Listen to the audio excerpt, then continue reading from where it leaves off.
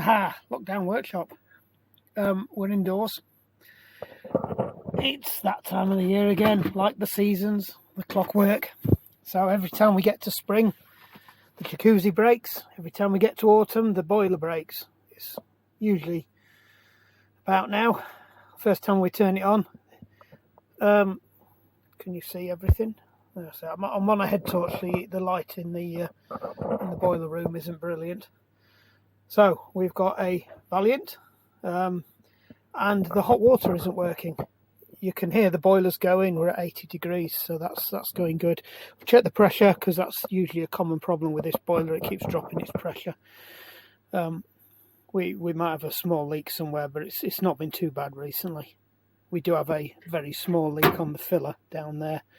It just drips every now and again, but not enough to knock it off a lot. Maybe sort of once every couple of months we have to come and top it up again. It's normal for these. It's not a combi. It's a fan-assisted condensing boiler. We've had it quite a long time. It's probably been in for about 18, 20 years. It's linked to a mains pressure water cylinder, which is there, and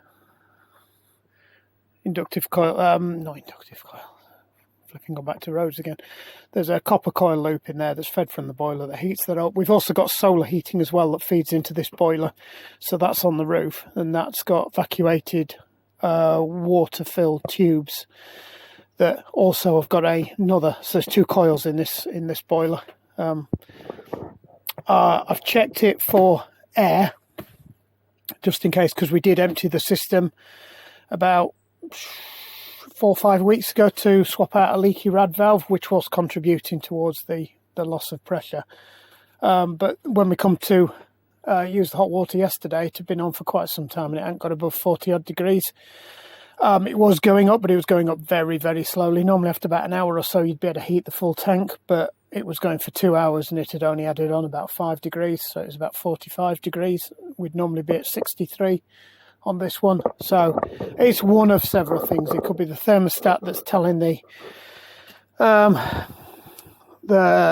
system to, this is not rad valve, there's a thermostat in here that tells the system to, oh, I've just spotted a screwdriver over there. Oh, can you see that? That's not mine. I suspect somebody who's been working on the house has left that. Oh, I can't remember who was in here last, to be honest, but that's an electrician's screwdriver. I don't know how long that's been there. I've never noticed it because it's kind of blended in. If I don't shine the light on it, you can't see it. Well, I'll grab that. In fact, I might even use that in a minute. I'll cut the camera off because some of this I'm going to do it live, hot. I shouldn't really, but I know what not to touch and what to touch. We're going to have to do some basic fault finding first. I have to remember to point my head at where the camera's pointing, so I have to get used to moving it around. So there's a couple of things that could have gone wrong. There is a sensor there. One of these is the immersion heater. I'm guessing that's the sensor. That's the immersion heater. That's another. No. Right, that's the sensor for the solar heating. That's the sensor for the hot water because it's at the top of the cylinder. And we also have a sensor at the bottom of the cylinder as well. And then we have, that's the feed for the immersion heater, I believe, and that's the lower sensor for the solar heating. The solar heating's all round there. That's the control unit for that. That goes over to there. I don't know if you can see it disappears through the roof. They're all lagged. Separate pump. Thermostat on there. When the temperature outside is greater than the temperature on the inside, it pumps the water from the outside inside. So it just gradually keeps giving a hit at the bottom of the tank, which is quite good because it takes the amount of work that everything else has to do. I don't know what's behind there. There was supposed to be some some reset stuff.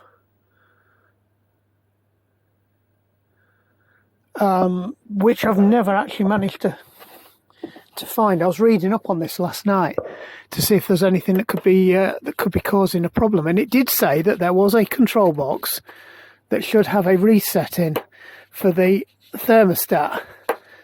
So I didn't spot this panel earlier when I was looking, so we'll have a look behind here and see what's there. There you go, that's what I was looking for.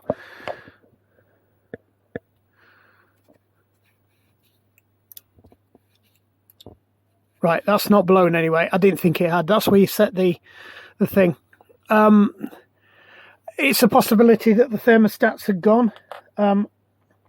They do work. They do run on mains. They are a smart thermostat, but they do pass a full current through. So the way they work is the thermostat is in a sequence, and it's a mains sequence. So it's kind of it's a really crude logic circuit. If you imagine lots of different light switches on a length of cable, and if any one of the switches are off, the current won't flow. But if all the switches are on, the current flows. So basically, the way it works is the boiler doesn't activate unless it gets a positive signal from the timer to turn the heating on or to turn the hot water on. Now, if it turns the heating on, there is another switch in between, which is the thermostat, the room thermostat. And if the room thermostat says it's too hot, that knocks off and that cuts the power off, even though the timer control module, which is downstairs in the upstairs toilet, it's in the upstairs toilet, and even though that's on, because it's cut it off and it's in sequence, the radiators stop. But there's also another feed in there as well, and at the same time as well, if it does say stop, it turns off the flow because the boiler's always on. So if it's getting a signal either through the heating channel or through the hot water channel, the boiler will keep going, right? But if both of them are off, it turns off. But if one of them's off, the reason it doesn't then keep, if you've got the hot water on, the reason it won't start heating all the heating is because it's got these electric valves. So there's a Honeywell one there, which I think we replaced about 2 years ago. There is a Chinesian one there that came from Amazon that was about 25 quid that we replaced about 2 years ago. Because these Honeywell valves are an absolute nightmare. They're flipping expensive and they last about 4 or 5 years before they break. And it's always the stepper motor that goes in them. There is a manual switch, which you can see at the back there. And if you slide that across, you can manually turn it back on. Now, to get the heating on last night, I manually turned it on to open up the valve to feed it through. What I don't know is what's failed, whether it's the thermostat that's failed, it's the timer unit downstairs isn't sending a message, or whether it's the valve in there. I know where my money is, given the problems we've had. So we need to do a bit of fault diagnosing. So because this is all mains, even though that's got a smart electronic box in there with a reset on it, it's all mains. It's not a low voltage signal system. It's all mains. So it's all mains being passed through. So it's 240 volts, goes in there, comes out here. And as long as there's 240 volts being passed through from that box to that junction box there, and then the distribution back out, it completes the circuit. So effectively there's a loop. You can bypass everything by looping it across in there, but then those two wires come into there, they are split, and then there's two possible power feeds in there that either come from the central heating or the hot water. And then within those circuits there's a thermostat and a timer and a switch on there as well. So there's also a switch in there. So when this powers that, and then when that goes all the way across, it actually opens it up and presses a micro switch and completes the circuit, and then tells the boiler to come on.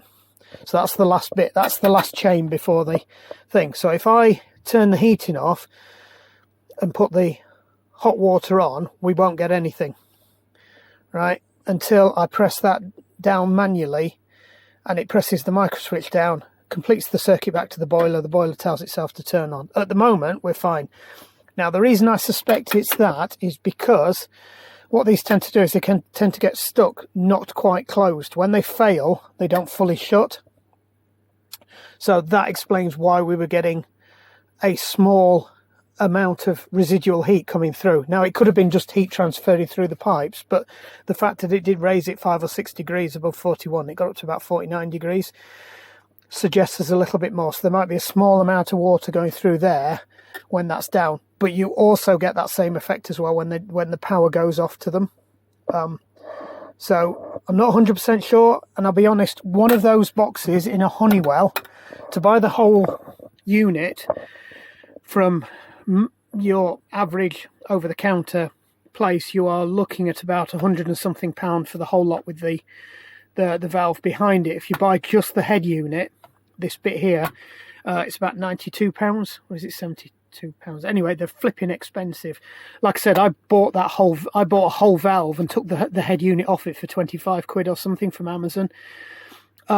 You can see the difference when you open it up. The cables aren't as thick, but they use the same stepper motor, interestingly, which is the weak part of it. So I've got a few of these stacked up now in the workshop, and my intention was to buy a shed load of stepper motors and refurb them all and get them all working again, because it's always the stepper motor. Anyway, right, enough gas. Let me pop you back in the stand and I will go and retrieve that. Right, let's see what we've got. So I've traced the wire. It comes from the boiler through a little box, but it doesn't actually do anything in the box. It passes through the box. So it's like one of these with a flat face on it. There is a terminal set up in there for the immersion heaters, but the actual signal wire, the switch wire, passes straight through and out the back. It doesn't get interfered with in at all, so I don't really know why they've done that. This is where it's all happening in here. So this, get yourself ready for this. It's a right spaghetti. Oh, it doesn't look any better. Can you see that? Yeah, you're a bit far away. Can I get you any closer?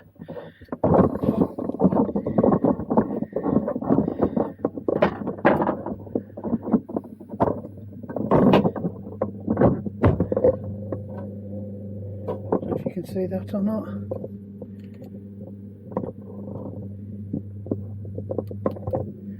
Right, so let's have some logic here. So at the moment the heating is, I believe, off. So in that case, where we have got, so the ones we're concerned about is we are on about whether we have got any hot water signal coming from the programmer, which is 10. So which one of these is 10? 8, 9, 10, so that's that one. Don't know if you can see that. No light. It's just a standard mains tester. Just to be on the safe side, let's test it. Can you see that? So there is, that's working. So number hot water on is 10, so that's that one. So we've got no signal, so that's to be expected because the hot water's off. What I'm going to do now is I'm going to go and turn the hot water on. Just going to check we've got nothing weird going on, we've not got any shorts, so we will check those which are the common for both of the switches, and you can see we've got power to those because the heating is on. So there is pass through from there, and there should be from that because that's the heating switch wire that goes to the same one of these for the heating. So that's open, but if I look at the one that's for hot water, that's 8, which is the one I was probing, 7, 8. We get nothing, and that's because the hot water's not on. So bear with me, I'm just going to go and turn the hot water. Right, so just for the fun of it, just to prove it, I've turned the hot water off now, which means that has opened up. So the hot water should not have a signal now. Sorry, the central heating shouldn't have a signal now. So the central heating's off and hot water's on. So 8 should have power, and it has. So we know we're good there. There is power coming to that unit, so that eliminates immediately all the other steps in between. So it eliminates the control on the thermostat and the timer. So we already knew. Where's the timer? Well, just to prove what we. So the cylinder stat call is 14. So we're getting power from there. The programmer hot water on is 10, so that should have power now, as it didn't before. It has, which we know anyway, because when we probe 8, we've got life coming through there. So we know that the problem lies with that there. So that's the suspect unit. Right, so I can take that off now. What we can do is, just to make sure that there's no problem in the cabling, is I could probe it in there. If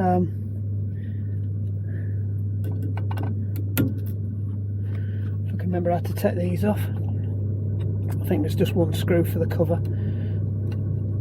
There's like a back plate, and then this piece should just lift off. Yep, there we go. And that's a nice big fat juicy control motor that's not controlling. So what you do when you put it onto manual? Oh, that's interesting. That started working. Oh, right. So let's watch what happens when I turn this off. So that has started working.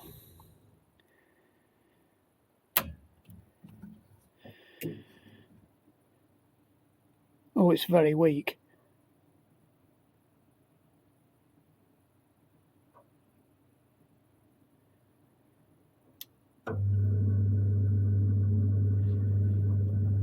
But that has opened up all the way now. So that wasn't open up earlier when I looked at it.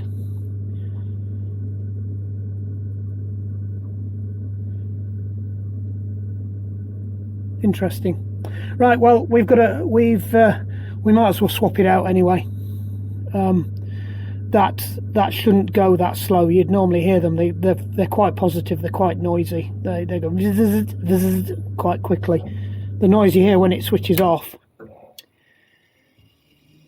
that's the noise you'd normally hear when it's cranking it back up again. So that should be safe to touch now. We've taken the power off it. I'm just going to find out where the screws are to take it out. This is where I find out I need a special Torx bit or something. No, you shouldn't be using your probes to do screws. I know that. Before I get loads and loads of comments. So let me just use the... I have to just pass myself through your legs.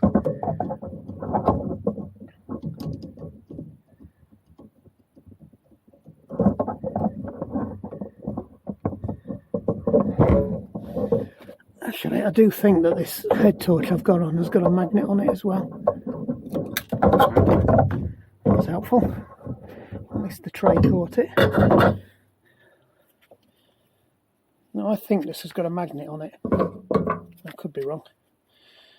I could have sworn it had got a magnet on it.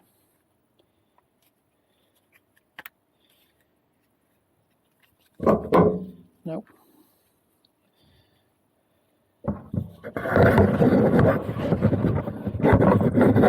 I'm trying to open a clip on top of the camera, but it's not having it. That should come off now anyway, he says.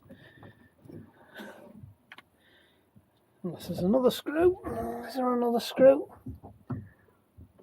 There's another screw.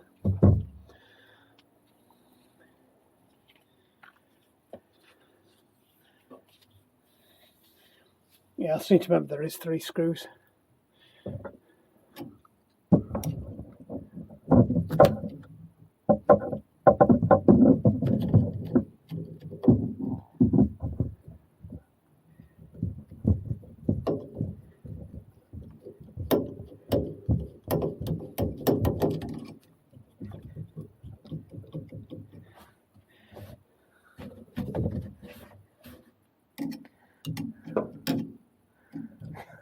Try to peer through your legs.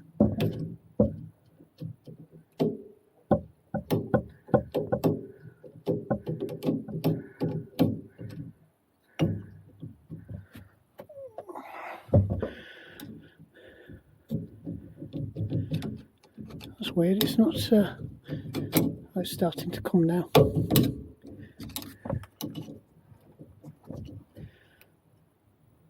I've missed one, have I? Oh, I've done the wrong one. That's more like it. Ah. Might have done the wrong one.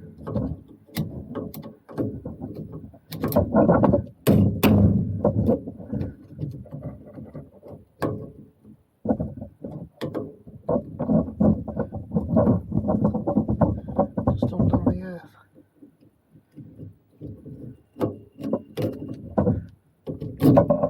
There we go.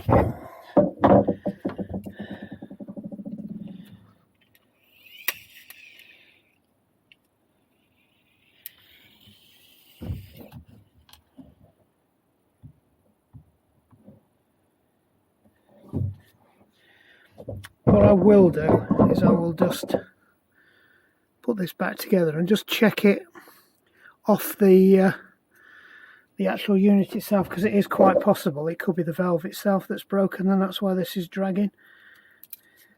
I do remember when I put this on I thought that's not moving very quickly. Sorry, you're off camera, you're just staring at some dark.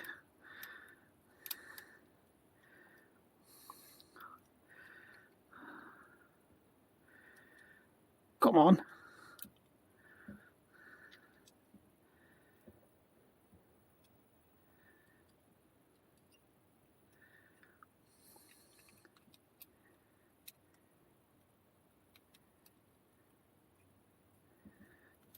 That's it, it's bit now.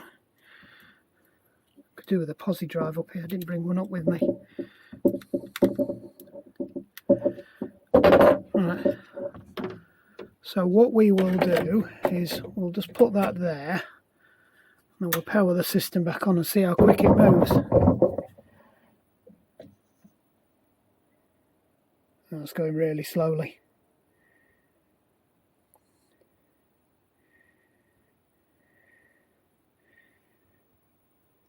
That's going even slower than before. So did you hear it? It did go enough to activate the thing eventually, but it has gone all the way now. You can see it's past the lock-off point. It wasn't going there before. I was having to manually do it. So we'll see how that goes. We have had problems with low voltages getting up to here as well, which we've never really got to the bottom of. Turn that off again. You see it goes back really quick.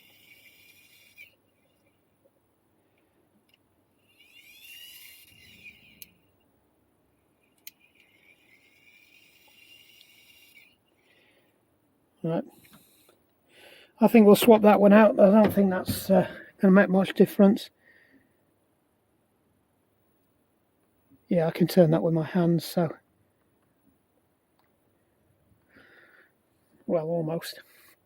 Right, I'm going to go and get a pair of pliers and a posi drive just to make life easier. I just want to check that. I'm moving it with my hands, but it does feel like it's how much of a movement it gets on it. So I just want to check that is good before we go any further. I'll bring you back in a minute. Found a better light as well. So I've got a magnetic light I've stuck on the...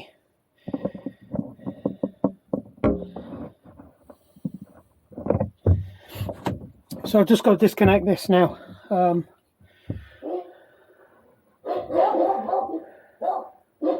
make sure we get the rows in the right order. So just to be on the safe side, because we are working on live, even though it should be isolated because I've turned that off.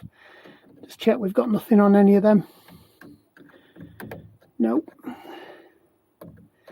We're only doing that one, that one, that one, and the blue one in there. So there should be, and the earth, so there should be 5 wires on the new one. So let's get this out. So we need the orange one out, we need the grey one out, we need that brown control one out. We've got to find out where all the earth leads go.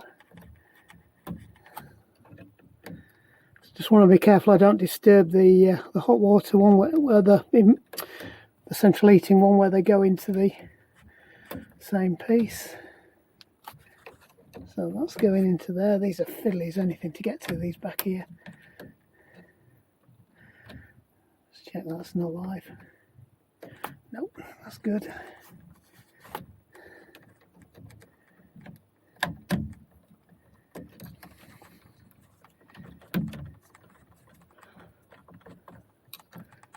Come on, that'd be awkward. That's it. So I've just got the blue one to get out now. That's going to be faffy.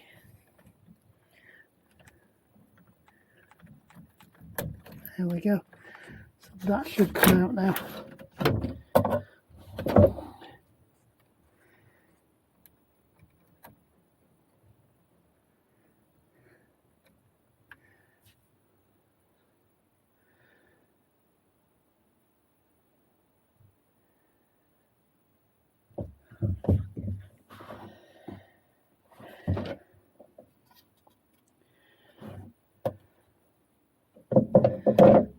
I've managed to pull the black wire out as well. I don't know where that black wire went. Definitely didn't go in there. It's got to have gone in there, to be honest.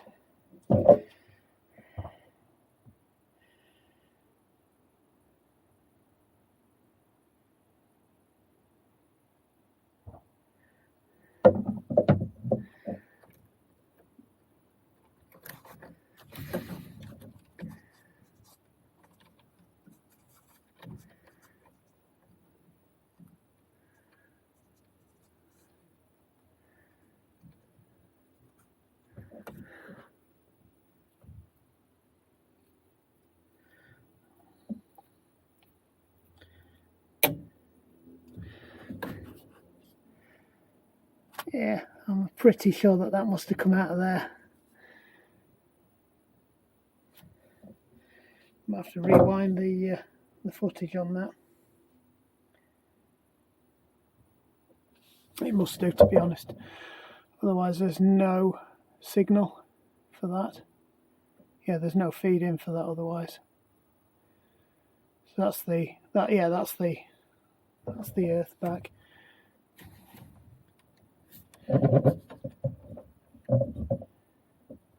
Yeah, that's the earth back to the boiler.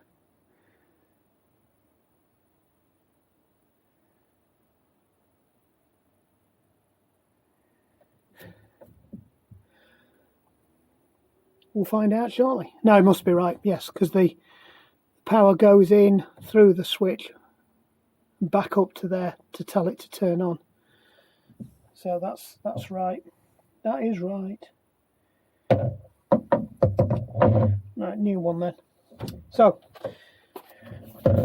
been off to Screwfix. Other vendors are available. And we have a brand new Honeywell one instead of a cheapest chips one. You can see immediately the thickness of the wires is just massively better. Soldered ends, everything else, it's just a million times better than what we took off.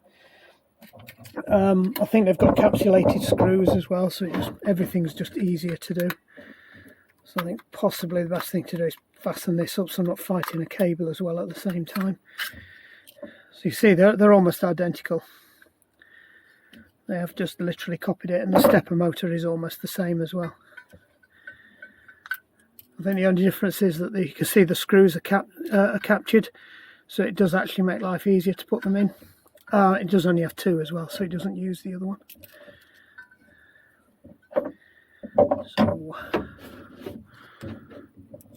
I seem to remember when you put this on, you usually have to crank it back slightly. Oh, I know what we didn't do. We didn't test we didn't test that, did we?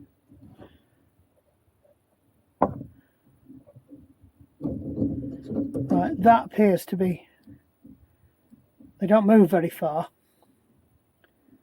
and that's turning nice and easy. There's absolutely nothing wrong with that.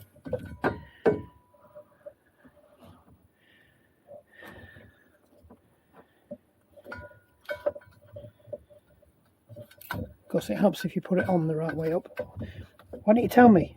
I didn't hear any of you saying you've got it the wrong way up. We'll send out all the way wrap around the old one, just to make life more interesting. And then I'm going to drop the cable in the water.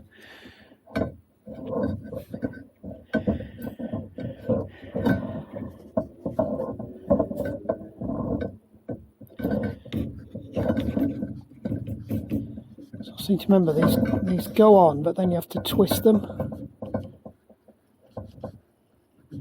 So it's almost half loaded. There we go. And then it sits over that pin.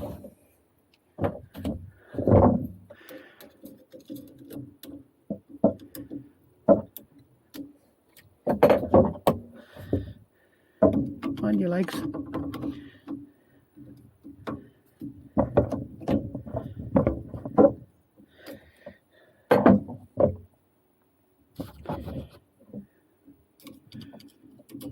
How many screwdrivers can we use?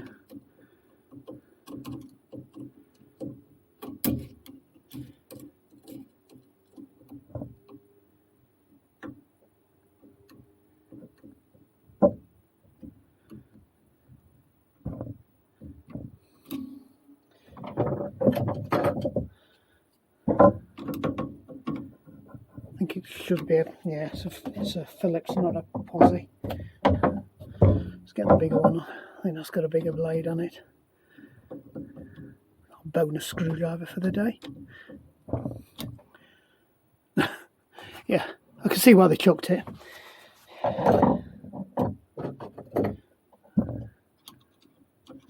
Let's go back to this one. It does need turning up. There's no thread lock on these, and they could wriggle out. They shouldn't do really, but let's just not take any chances. Right, let me just slide you back a bit, because otherwise I'm fighting for space here. Can you see that? It's a bit better. I'm going to stick my head in the way now.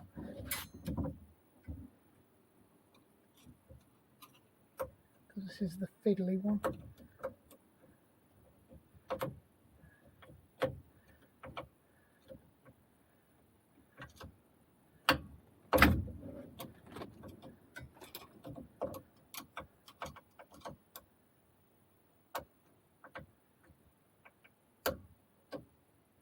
That's it.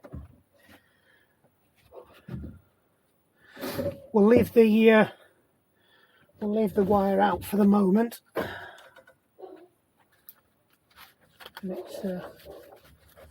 it goes up the back of here. Let's see, will do if it stops fighting me. There we go.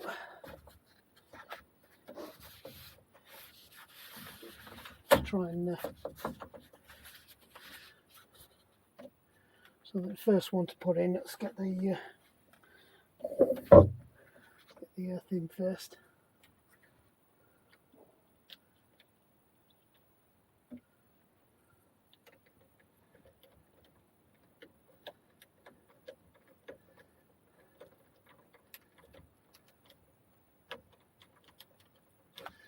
Right, then we need the blue one, which I believe went in there.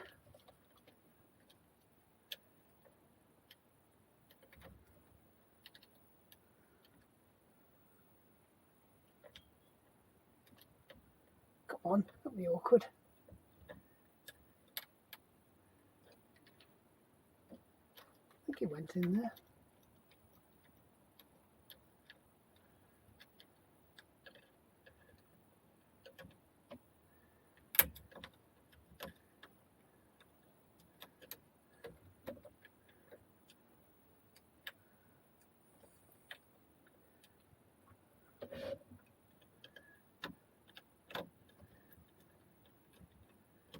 that's it.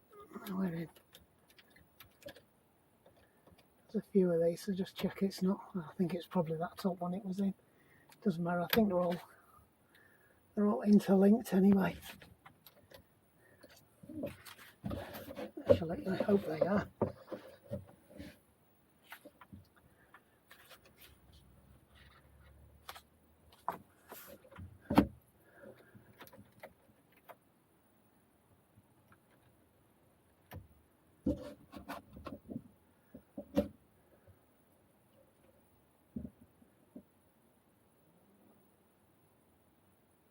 No, definitely wants to go in that. It wasn't that one. It's the one above lace. That's where the others are. It probably doesn't matter. They're all neutral returns anyway. So, but I think I was right.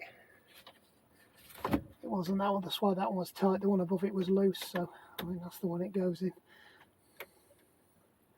And the other one's in the one above. So yeah, they are all linked anyway. Could have stayed in there, to be honest. Never mind. We've pulled it out now.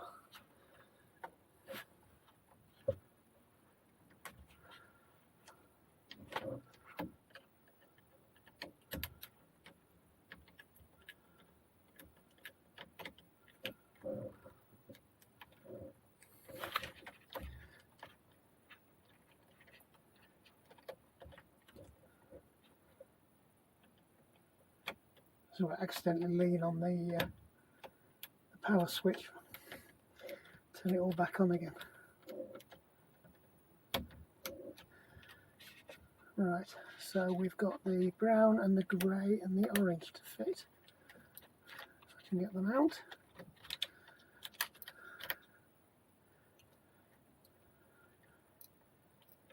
So the orange goes with the orange.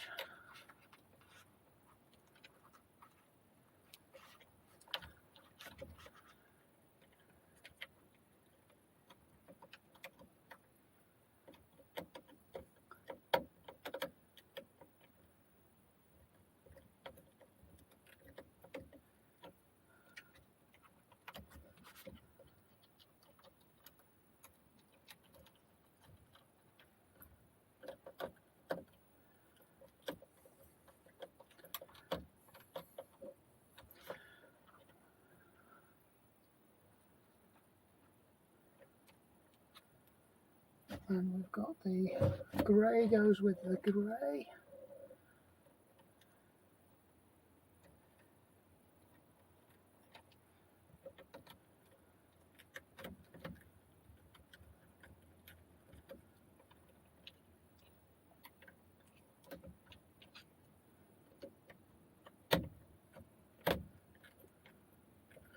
This appears to have a spare wire, and I don't know why.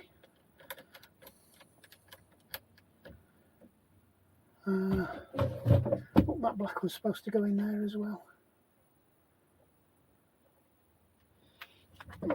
Just check my instructions. Grey, white.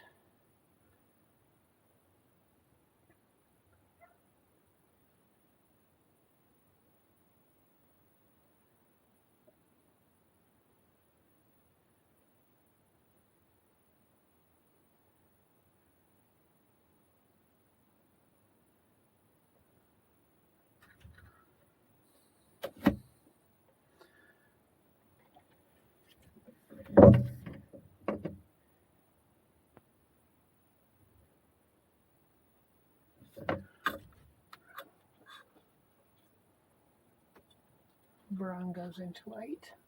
Not sure what the white is. The other one doesn't have it. And I noticed that that one doesn't have it either. So I suspect it's been cut off. Or they've given me the wrong one. They've given me a 3-pole one.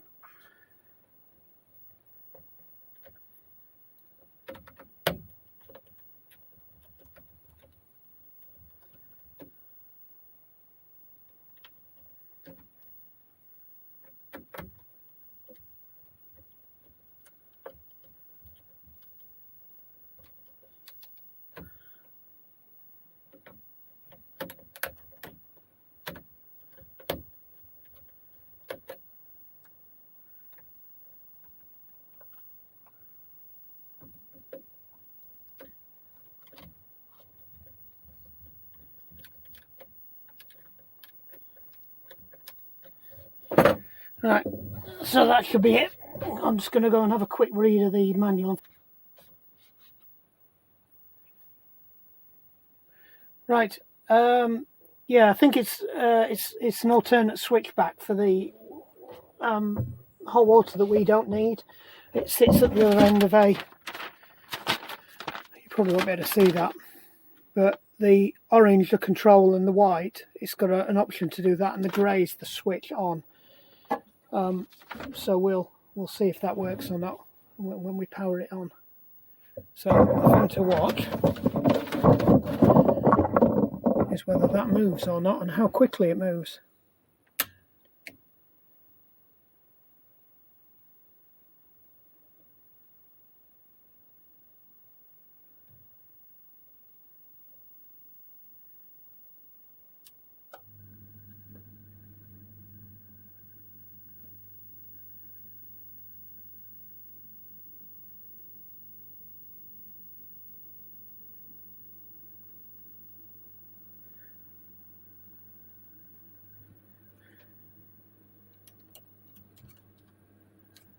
Right, that has opened it all the way up. So it does look like it's working.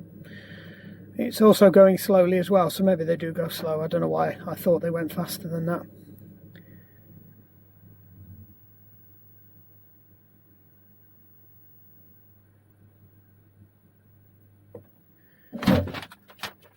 So that looks like that's job's a good one.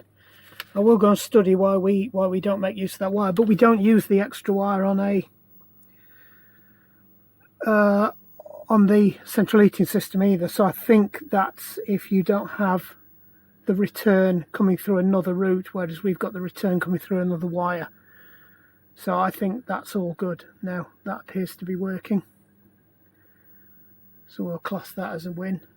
I will go and check as to why we don't appear to have.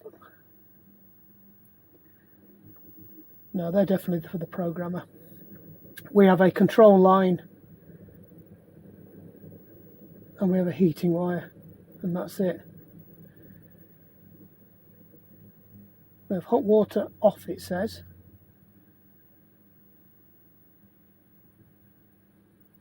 We have heating and hot water, grey and orange, and then we have a white wire with a brown wire.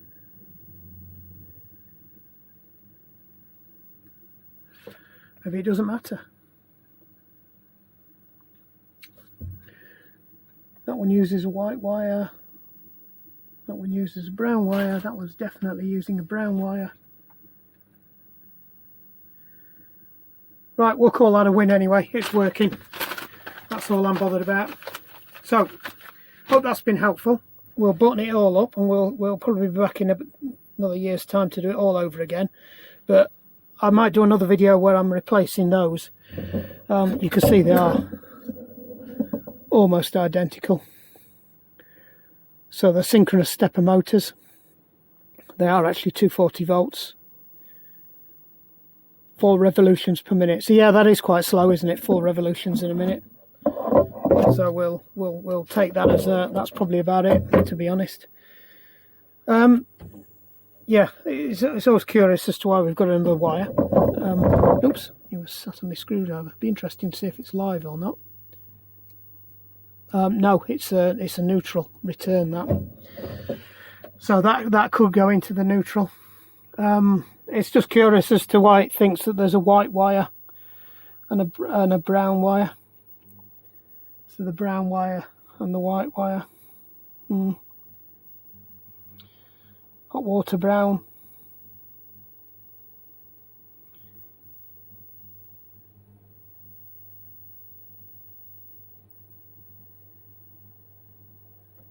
Ah, right, no, okay. Now I'm reading it right. If it's a mid-position valve, you have to have the hot water off. Yeah, I'm reading it wrong. There's actually 2 sides to this. So that's if you've got a mid-position valve, and that's if you've got a 2-port valve. We've got a 2-port valve, so it's brown and brown. Hot water, brown water, that tells you when it's on. So no, it's perfectly right. That's just a neutral return. I I don't know why we need that wiring in. There's nothing in the diagram that suggests we need that, to be honest. I think all it does is just close the circuit off. Yeah, the orange wire clicks to the grey wire when the heating switch is across. So the switch connects those two together, which is what passes it back through. But when it's not, it then shorts it out to white, to that one. But we don't need that one coming back, so you could just nip that one off inside there. Weirdly, this one hasn't got one. So this is also, it's the same model, exactly the same model, but unless somebody has clipped it and I can't see it, you know, it is possible that it's buried in there somewhere. But no, it's definitely not a mid-port valve. They are a 2-port head unit. That's what it was bought as. That's what it says on the box, I think, if I dig the box out. Replacement power head, valveless zones, and it doesn't say, but that's the number. That is the number for the twin port. Right, okay, well, like I said, like and subscribe. Hope that's been helpful. Lockdown workshop, something different again. Let's see what breaks next. It'll be the Jacuzzi probably next. But anyway, like and subscribe.